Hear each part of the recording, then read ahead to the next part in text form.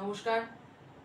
আজকের ভিডিওতে আমার আলোচনা চণ্ডীমঙ্গল কাব্যের একজন বিখ্যাত কবি কঙ্কন মুকুন্দরাম চক্রবর্তীকে নিয়ে।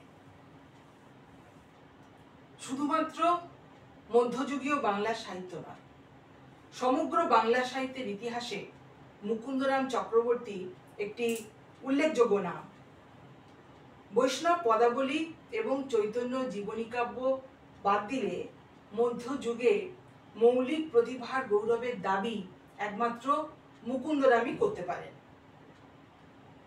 দেবী মাহাত্ম্য বিষয়ক মধ্যযুগীয় মঙ্গল কাব্য রচনা করলেও তার কাব্যে মর্ত মানবের সুখ দুঃখের নির্মম বাস্তব চিত্র জীবন্ত হয়ে উঠেছে।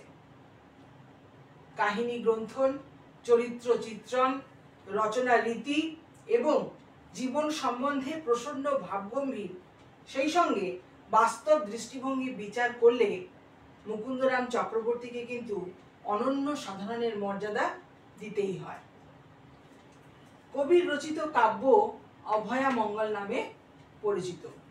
কাব্যের গোড়াতে কবি যে আত্মকাহিনী সংযোগ করেছেন তা যেমন বাস্তবধর্মী, তথ্যবহ এবং সেই সঙ্গে ঐতিহাসিক পটভূমি হিসেবে কিন্তু অসাধারণ।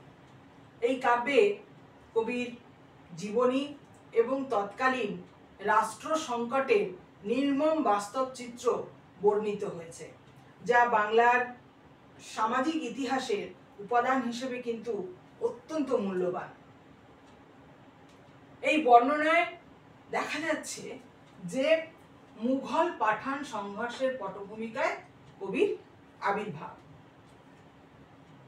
পশ্চিমবঙ্গের বর্ধমান জেলার দামুন্না গ্রামে, মতান্তরে দামিন্না গ্রামে কবির পৈতৃক নিবাস ছিল।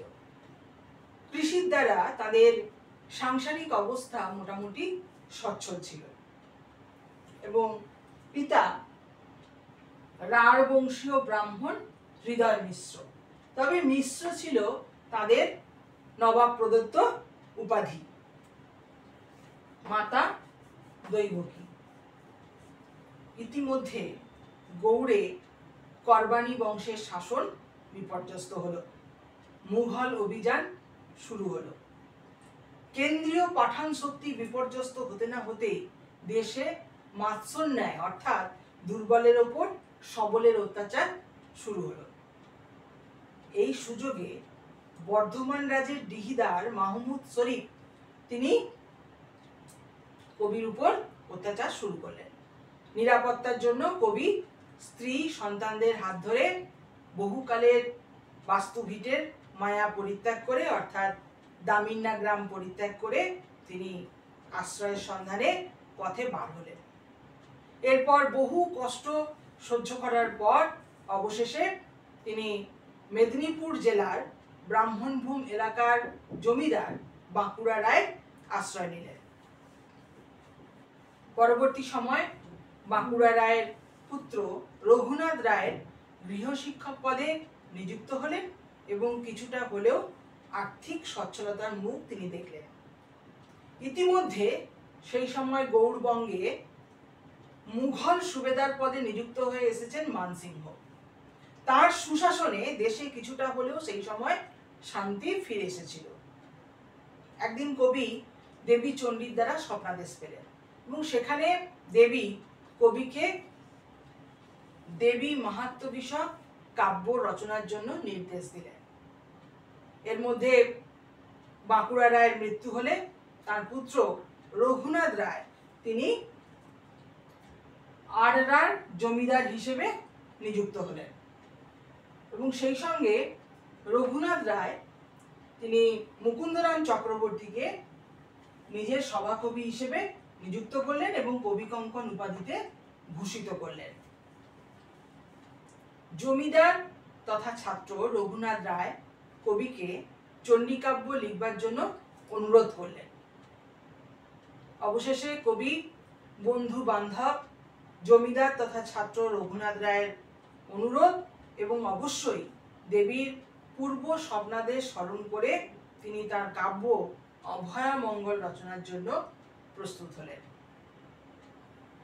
কবির এই আত্মকথা সংক্রান্ত বৃত্তান্তটি যেমন বাস্তব জীবন রসে ভরপুর, ঐতিহাসিক তাৎপর্য হিসেবে তথ্যবহ এবং সেই সঙ্গে কাব্যিক সুষমায় ভরপুর।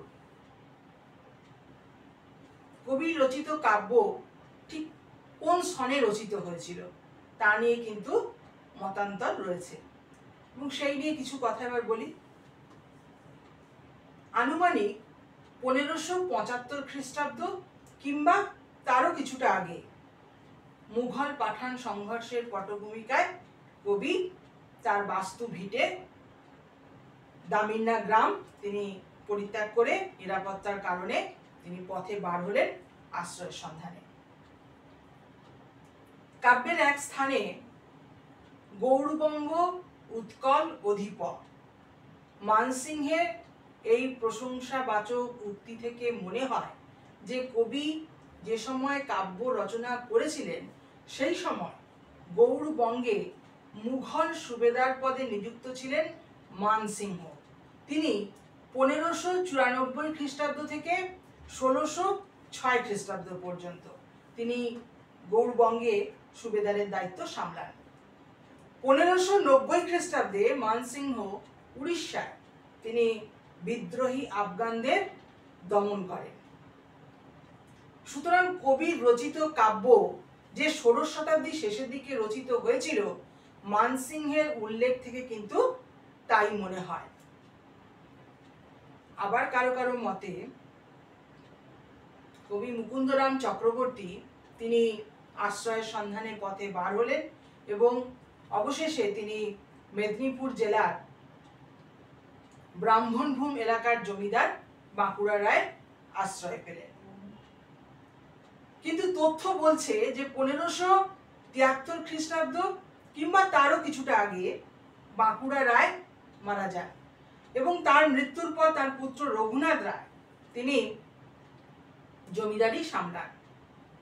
সেই সময়টা হচ্ছে 1573 থেকে 1604 খ্রিস্টাব্দ পর্যন্ত। সুতরাং 1573 খ্রিস্টাব্দের আগে কোনোভাবেই কিন্তু বাংলায় মুঘল অভিযান শুরু হয়নি। এর থেকে মনে হয় যে কবি মুঘল উপদ্রবে কিন্তু ঘর ছাড়েননি, তিনি ঘর ছেড়েছিলেন তারও অনেক আগে।